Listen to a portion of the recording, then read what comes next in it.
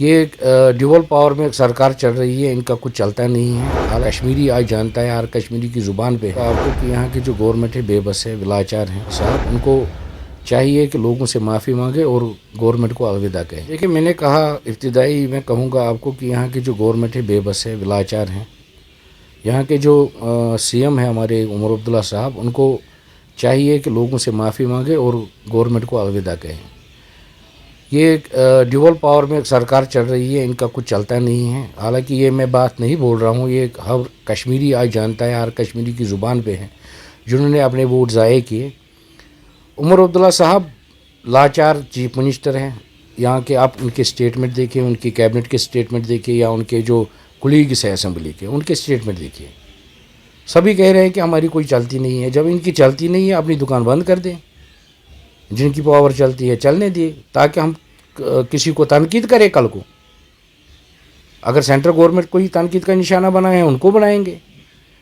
اب یہ اقتدار میں رہ کے ایسی باتیں کریں کہ ہماری کچھ چلتی نہیں ہے، تو پھر کیسی گورنمنٹ چلا رہے ہیں؟ ان کو چاہیے استعفیٰ دے دے، لوگوں سے معافی مانگ کے استعفیٰ دے دے. کہ میں آپ کو کہوں گا کہ 6 تاریخ سے پہلے ہی نیشنل کا ہائی وے بند تھا. 6 ستمبر سے پہلے. آج 15 دن ہو گئے نیشنل ہائی وے کو بند ہوئے ہیں. تو ریسٹوریشن کا ورک وہاں کے ان کے ہی مطابق چالو تھا. اب جو ٹرین کا اختتام انہوں نے آج اٹھایا، یہ 15 دن پہلے بھی اٹھا سکتے تھے. ان کو کوئی کنسیپٹ نہیں ہے گورنمنٹ چلانے کا. یہ خالی جو اپنے پروٹوکال کے پیچھے لگے ہیں سارے. میں نے کہا کہ ان کو چاہیے لوگوں سے معافی مانگے اور اقتدار کو الوداع کہیں. ان کی بہتری اسی میں ہے کہ جس وقت الیکشن ہوا ان کے پاس ری آرگنائزیشن ایکٹ تھا. یہ کیا کہیں گے آج کے ایل جی کے پاس پاورز ہے، ایل جی کے پاس وہ ہے، ایل جی کے پاس یہ ہے. انہوں نے ری آرگنائزیشن ایکٹ نہیں پڑھا ہے. انہوں نے وہ قانون نہیں پڑھے ہیں کہ جو اس میں 160 قانون 370 توڑنے کے بعد 5 اکتوبر کو جو ری آرگنائزیشن ایکٹ بنا، اس میں جو 160 قانون نئے بنے، انہوں نے وہ نہیں پڑھے. جو یہاں کے قانون تھے اسمبلی کے 150 کے قریب، جو انہوں نے کالعدم قرار دیے، ختم کیے، وہ انہوں نے نہیں دیکھا. جب انہوں نے یہ سب چیزیں دیکھی ہے تو آج یہ بلیم کرنا، یہ بلیم گیم کھیلنا، یہ اچھی بات نہیں ہے. کشمیری لوگوں کو گمراہ کرنا اچھی بات نہیں ہے. دیکھیے، ہر ایک چیز سے جو آپ دیکھیں کہ لوگوں کے سینٹیمنٹس ہرٹ ہوئے ووٹنگ کر کے. لوگوں نے ووٹ بڑھ چڑھ کے حصہ لیا الیکشن میں. جی اتنے یہاں پہ ووٹنگ کبھی نہیں ہوئی 1989 سے. یہاں پہ اتنے تعداد میں ووٹ نہیں پڑے. لوگوں کے اب سینٹیمنٹس ہرٹ ہو گئے. کون سا وعدہ گورنمنٹ پورا کر رہی ہے؟ کوئی بھی نہیں. گورنمنٹ تو ہر وقت آپ دیکھیں کہ جب بھی یہاں کے چیف منسٹر کی یا ایم ایل ایز کی یا منسٹر کی اسٹیٹمنٹ آتی ہے، ان سے تو لوگ پریشان ہی ہو جاتے ہیں.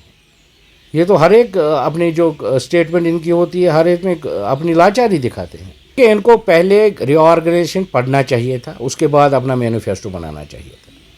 کیونکہ انہوں نے جو مینیفیسٹو بنایا ہے ری آرگنائزیشن ایکٹ میں، ایسی کوئی مطلب قانون نہیں ہے کہ اس کو پورا کرے.